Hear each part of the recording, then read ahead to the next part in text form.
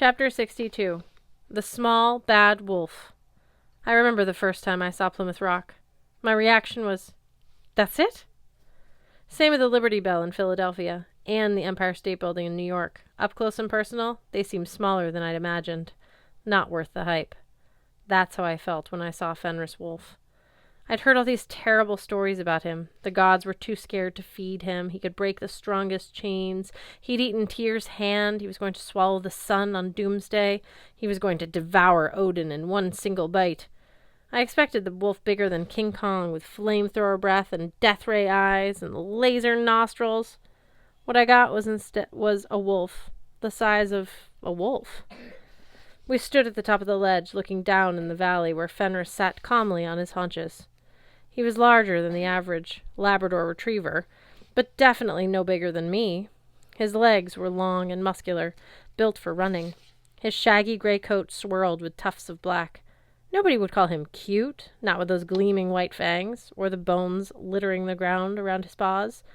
But he was a handsome animal. I'd been hoping to find the wolf lying on his side, hog-tied and fastened to the ground with nails and staples and duct tape and crazy glue. Instead, the golden rope Gleipnir restrained him, more like leg irons used to transport criminals. The glimmering cord was tied around all four of his ankle joints, allowing enough slack for the wolf to shuffle around. Part of the rope had apparently once been tied around the wolf's snout, like a muzzle. That section now fell across his chest in a loose loop. The rope didn't even appear to be anchored to the ground. I wasn't sure what was keeping Fenris from leaving the island, unless there was one of those doggy, no invisible fences around the perimeter. All in all, if I were the god Tyr, getting my hand bit off so the other gods would have time to bind the wolf, I would have been pretty torqued off this shoddy work. Didn't the Aesir have one decent god of knots? I glanced at my friends. Where's the real Fenris? That has to be a decoy, right? No. Sam's knuckles whitened at the handle of her axe. That's him. I can sense it. The wolf turned toward the sound of our voices. His eyes shone with a familiar blue light that sent a xylophone mallet down the back of my rib cage. Well! His voice was deep and rich. His black lips curled in a very human sneer. Who do we have here? Have the gods sent me a snack? I revised my impression of the wolf. Maybe his size was ordinary. Maybe he didn't sneeze laser beams, but his eyes were colder and more intelligent than any predator I'd ever encountered, animal or human. His snout quivered as if he could smell the fear on my breath. And his voice flowed over me like molasses, dangerously smooth and sweet. I remembered my first feast at Valhalla, when the Thanes didn't want Sam to speak in her defense because they feared the silver tongue of Loki's children. Now I understood. The last thing I wanted to do was approach the wolf. Yet his tone said, "Come on down, we're all friends here." The entire caldera was maybe 100 yards across, which meant the wolf was much closer than I would have liked. The ground sloped gently, but the heather was slick under my feet. I was terrified I might slip and slide right between the wolf's paws. I'm Magnus Chase. My voice was not as smooth as molasses. I forced myself to meet Fenris's gaze. We have an appointment. The wolf bared his teeth. We do indeed, son of Frey. Vanir's spawn have such an interesting scent. Normally I only get to devour the children of Thor or Odin, or my friend Tyr. Sorry to disappoint. Oh, not at all. The wolf paced, the rope gleaming between his feet, barely showing his gait. I am quite pleased. I have been waiting a long time for this. On my left, Hearthstone banged his white oak staff against the rocks. The heather plants glowed brighter, a fine silvery mist rising from them like lawn sprinkler system. With his free hand, Hearth signed to me, "Flowers make the prison. Stay within." Fenris Wolf chuckled. The elf is wise. Not powerful enough. Not nearly powerful enough to face me. But he's right about the heather. I can't stand the stuff.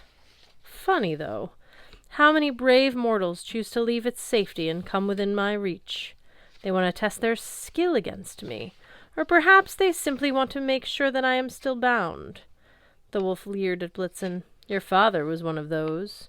A noble dwarf with the best intentions. He approached me. He died.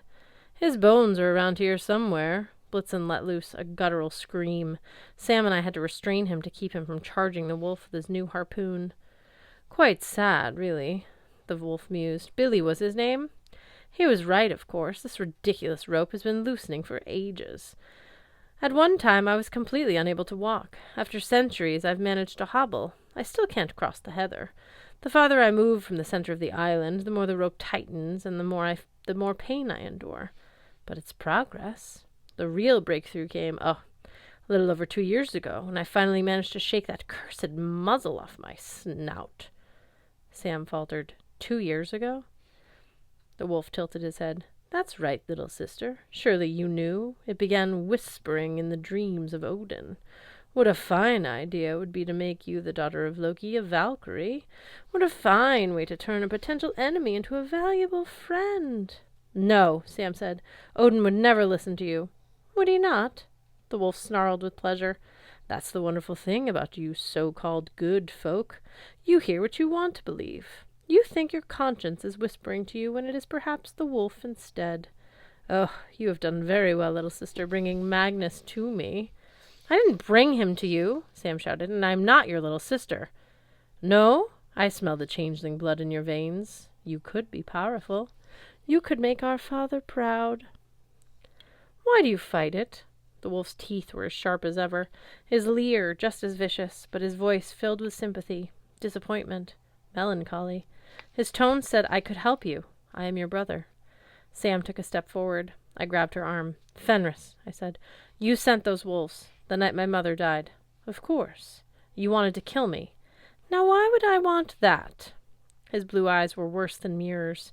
They seemed to reflect back at me all of my failures, my cowardice, my weakness, my selfishness, and running away when my mother needed me most. You were valuable to me, Magnus, but you needed seasoning. Hardship is wonderful for cultivating power. And look, you have succeeded. The first child of Frey, strong enough to find the sword of summer. You have brought me the means to escape these bonds at last. The world spun around me. I felt like I was back on Stanley the horse, plummeting with no reins, no saddle, no control. All this time I assumed Fenris wanted me dead. That's why his wolves had attacked our apartment. But his real target had been my mother. He killed her to affect me. That idea was even worse than believing my mom had died to protect me. She died so this monster could forge me into this harbinger, a demigod capable of attaining the sword of summer. I was filled with so much rage I couldn't focus. In my hand, the sword began to hum. I realized how long Jack had been silent. He pulled at my arm, tugging me forward. Jack, I muttered. Jack, what are you? The wolf laughed. You see, the sword of summer is destined to cut these bonds. You cannot stop it. The children of Frey have never been fighters, Magnus Chase. You can't hope to control the blade, much less fight me with it. Your usefulness is at an end. Surt will arrive soon. The blade will fly to his hands. Mistake, Jack murmured, tugging to escape my grip. Mistake to bring me here. Yes, the wolf purred. Yes, it was my fine blade. Surt thinks all of this was his idea, you understand. He's an imperfect tool. Just like most fire giants, he has a lot of hot air, more bluster than brains. But he will serve his purpose. He will be very happy to take possession of you. Jack, you're my sword now. I said. I could barely hold on to it with both hands. Cut the cord, Jack hummed insistently. Cut the cord. Do it, Magnus Chase, said Fenris. Why wait for Surt? Cut me loose of your own free will, and I will be grateful. Perhaps I would even spare you. And your friends. Blitzen growled even better than the wolf. From his pack he pulled out a new string. The new string. And Scotty. I was ready to bind this mutt. Now I think I might just strangle him. I agree, Simra said. He dies. I wanted more than anything to join them. I wanted to charge the beast and run him through. The sword of summer was supposed to be the sharpest blade in the 9 worlds. Surely it would cut the wolf hide. I think we could have done it, but Hearthstone swept his staff in front of us. The runestone Perthro flared with gold light. Look! The command was more of a tremor than a sound. I looked and stared in amazement at Hearthstone. The bones. He didn't use sign language. He didn't speak. His thought was simply there, clearing my mind like wind through the fog. I looked again at the skeletons littering the ground. All of them had been heroes. The children of Odin, Thor, and Tyr, dwarves, humans, elves. They'd all been tricked, enraged, enchanted by Fenris. They all died. Hearthstone was the only one of us who couldn't hear the wolf's voice. He was the only one thinking clearly. Suddenly the sword was easier to control. It didn't stop fighting me, but I felt the balance shift slightly in my favor. I am not freeing you, said the wolf, and I don't need to fight you. We will wait for Surt. We'll stop him. The wolf sniffed the air. Oh, too late for that. You don't need to fight me, poor mortal. I don't need to fight you either. There are others that do that for me. As I said, good folk are so easy to manipulate. So ready to do my work for me. Here are some now. Across the island a voice yelled, Stop! On the opposite side of the ridge stood our old friend Gunilla, with a Valkyrie on either side of her. Fanning out to her left and right were my old hallmates, TJ, Halfborn, Mallory, and X, the half-troll. Caught in the act of aiding the enemy, Gunilla said. You've signed your own death warrants.